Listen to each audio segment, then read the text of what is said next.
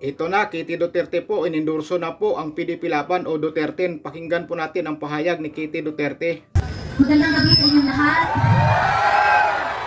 Ako si Veronica Kitty Duterte, bunsong anak ni Pangulong Rodrigo Roa Duterte. Naalala niyo po ba, noong panahon ni PRRD, nakakaalis at nakakauwi ng ligtas ang mga anak niyo?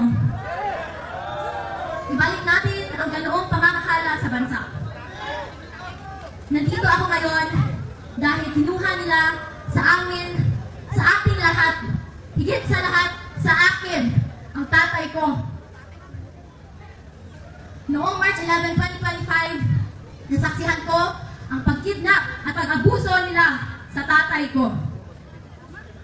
Imbes na krimen, korupsyon at kahirapan ang pagtuunan ng pansin ng pamahalaang ito, inuuna nila ang pagsira sa pamilya ko at sa lahat ng kalyado nito.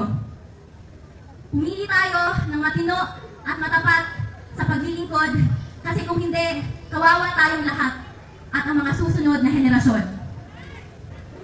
Mahalagang mag-isa tayo sa araw ng eleksyon, May 12, 2025.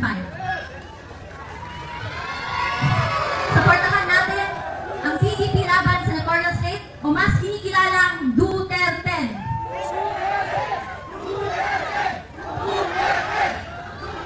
Mag-vote straight tayo at mag-block vote tayo upang mahirapan silang mandaya.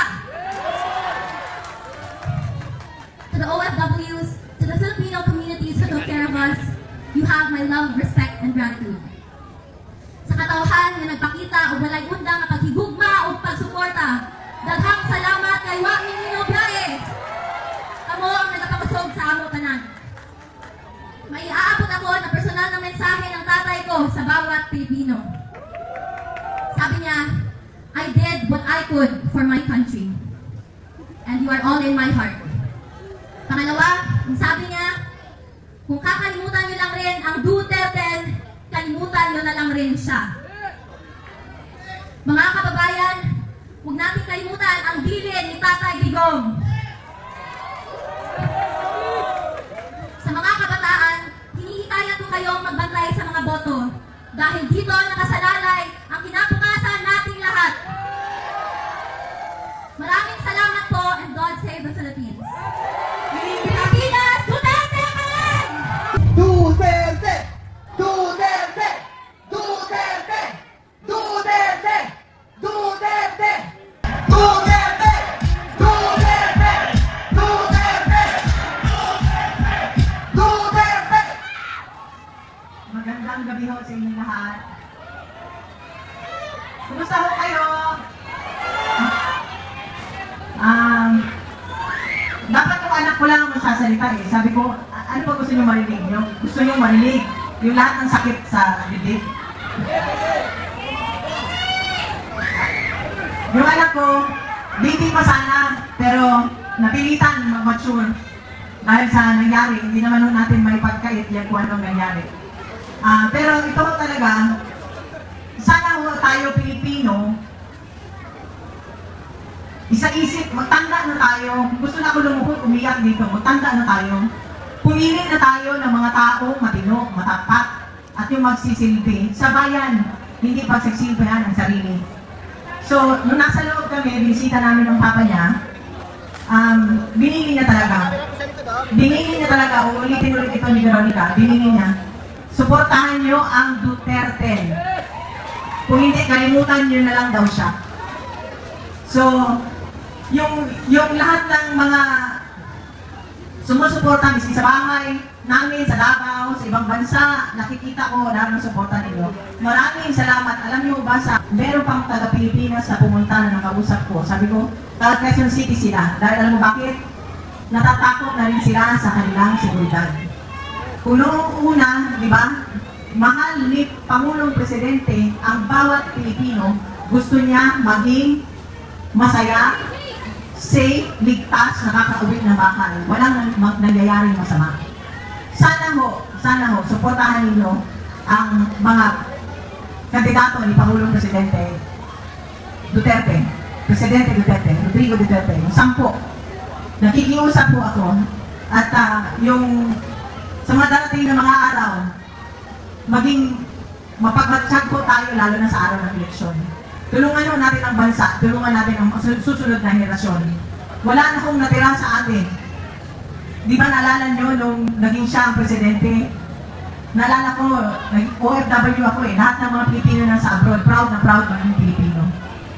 Pero ano ho ngayon ang nangyari?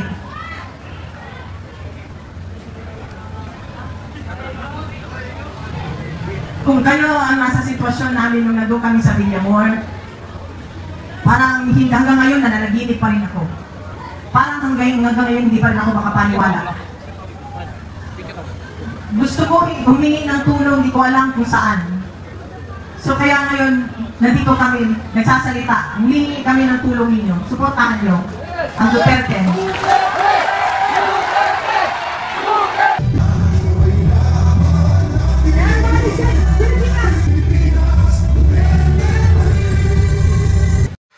Grabe, emosyonal po si Kitty Duterte. Ay iyak po si Kitty Duterte dahil ramdam po niya yung suporta ng taong bayan sa pamilya nila. At sana po sundin po yung panawagan ni Kitty Duterte na black voting. Kasi kapag hindi mag-black voting at maisisingit kayo na sa kalaban, baka marami pong masasapawan na PDP laban o sa Duterte at hindi makakapasok. Nakasalalay po sa inyo ang kalagayan ni Pangulong Rodrigo Duterte at kalagayan kay VP Sara Duterte. Kaya maging matalino po tayo. Dahil kapag naipasok po ang mga kalaban, sigurado po marami po ang bubuto doon sa impeachment laban kay VP Sara Duterte. Kaya sa panawagan ni Kitty Duterte, nakasalalay po ang kalagayan ni VP Sara Duterte sa impeachment at kay Pangulong Rodrigo Duterte. Sa mga kamay nyo na po mga kababayan. Pero nasa inyo na rin po yan. Makikita po natin dito na si Kitty Duterte po ay talagang emosyonal. Naiiyak po siya sa sitwasyon. Pero nakikita niya ang suporta nyo o suporta ng taong bayan sa pamilya nila. Kaya naglalakas loob o malakas loob silang hinarap ang mga problema na dumating sa buhay nila.